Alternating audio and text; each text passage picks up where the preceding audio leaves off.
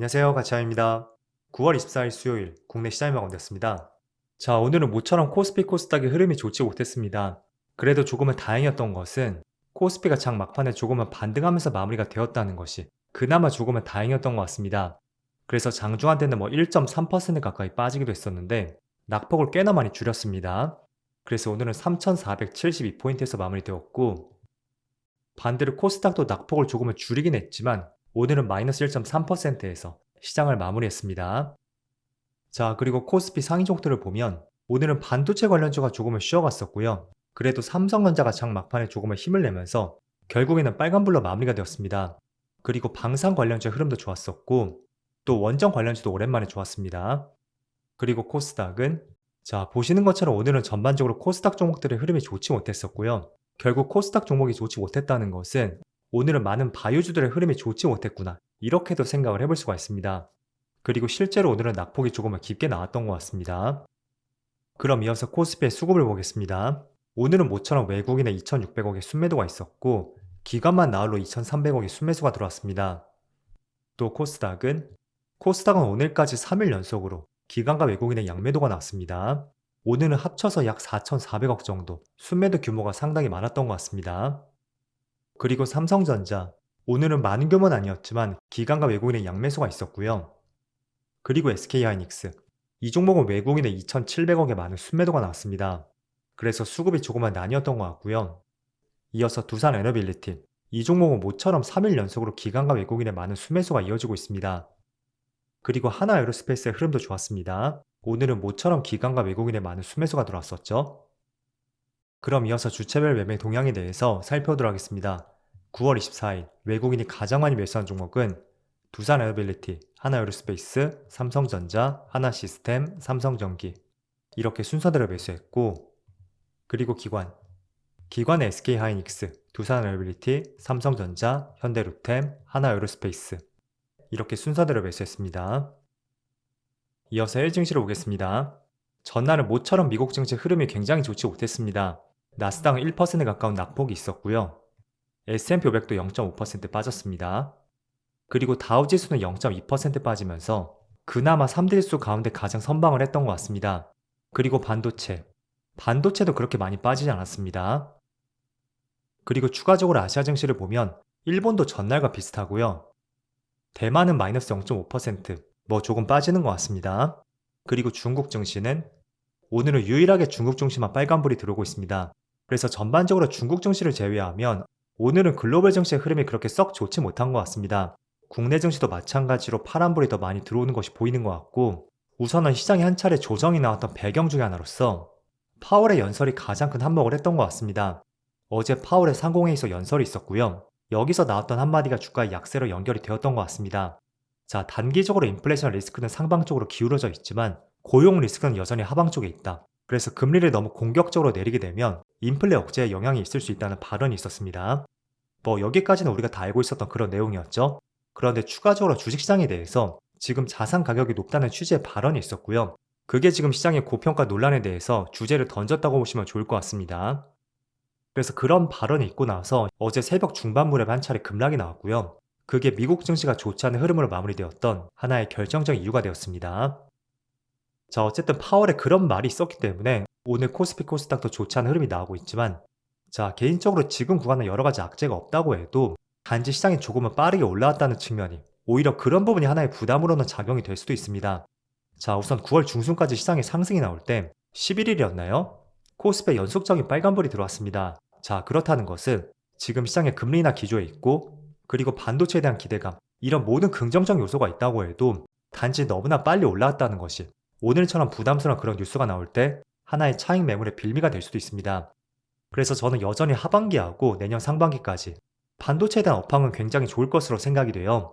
그런 반도체 업황이 좋다는 것은 정말 높은 확률로 코스피 지수는 하락보다는 이렇게 추세 상승 내지는 고가놀이를 할 가능성이 상당히 높다는 거죠.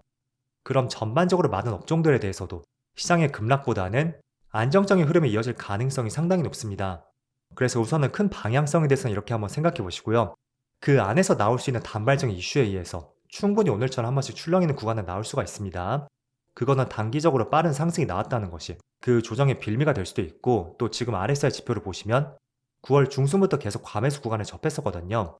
그래서 그런 부분에 한 번씩 차익 매물이 나올 수도 있는 결정적인 배경이 될 수도 있으니까, 이런 부분을 늘 생각해 보시면서 항상 시장을 주도할 수 있는 업종이 무엇인지 그런 부분에 포커스를 맞춰 보시면서 업종 선택에 조금은 힘을 실어 보시는 것을 권장해 드리겠습니다.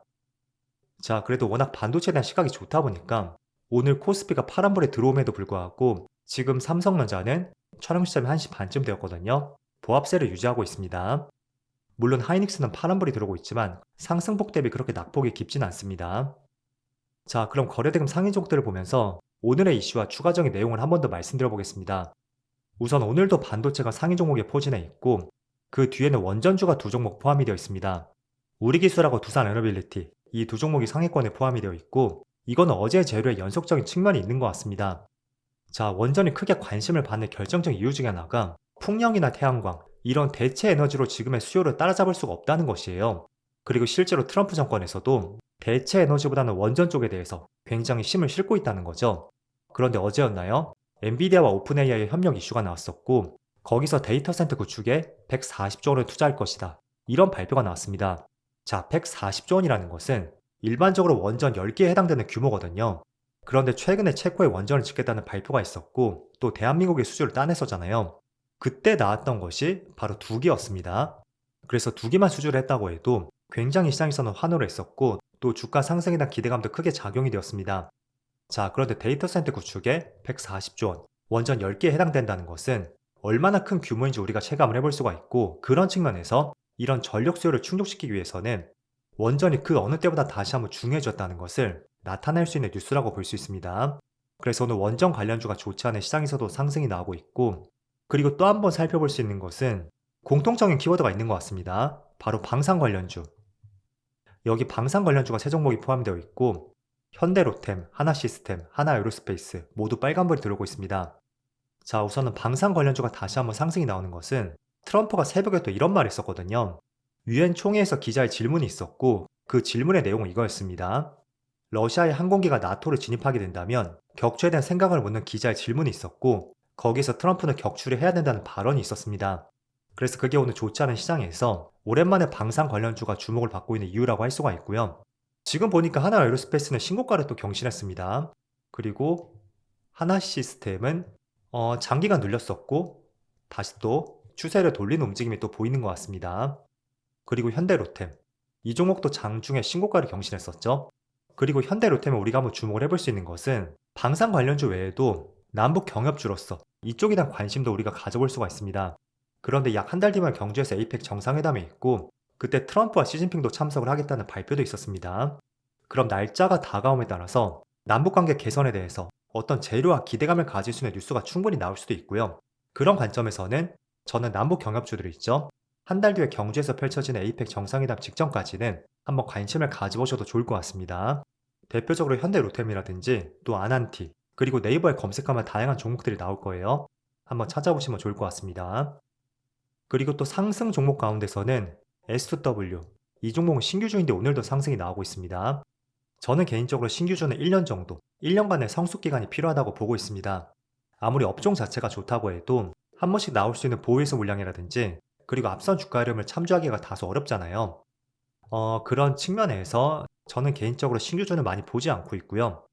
그리고 조금 밑에 보면 오늘은 비만 치료제 관련주가 많이 하락하는 것 같습니다. 어쨌든 단기 상승에 따른 주가의 조정, 이런 것들을 충분히 생각을 해볼 수가 있고, 그리고 심택이라는 종목이 오랜만에 상위권에 차지하고 있습니다. 자, 일단 심택은 반도체 기판을 만드는 기업 중에 하나예요. 그래서 일반적인 흐름을 본다면 반도체 관련주, 삼성전자의 주가 흐름이 굉장히 좋다면 뒤따라서 주가가 움직이는 경향이 있습니다. 그래서 그런 관점에서 오늘 최근에 삼성전자의 흐름을 따라가고 있다고 할 수가 있고요. 또 조금 길게 본다면 주봉상으로 보겠습니다. 자, 주봉상이 2020년 고점 58,300원을 찍고 나서 거의 3년 동안 주가가 내리막길을 걸었습니다. 자, 그런데 고점길이 하나의 추세가 보이고, 한 번, 두 번, 세 번, 이렇게 주봉상 하나의 추세를 보이면서 주가가 아랫방향을 가리켰었거든요. 자, 그런데 지난주에 처음으로 그 추세를 돌파하는 흐름이 나왔고, 그게 이번 주까지 계속 이어지는 것 같습니다. 그래서 하나의 추세를 돌파를 했다는 것은 저는 이게 다이렉트로 상승이 나오진 않겠지만 한번 눌려주는 흐름 안에서는 다시 재차 이런 추세가 보이죠? 이러한 추세를 따라 올라갈 가능성이 충분히 높은 것 같습니다. 그래서 반도체 관련주로서 한번 지속적으로 관찰해 보시는 것을 권장해 드리겠습니다. 자, 그런 맥락에서 삼성전기도 한번 보겠습니다.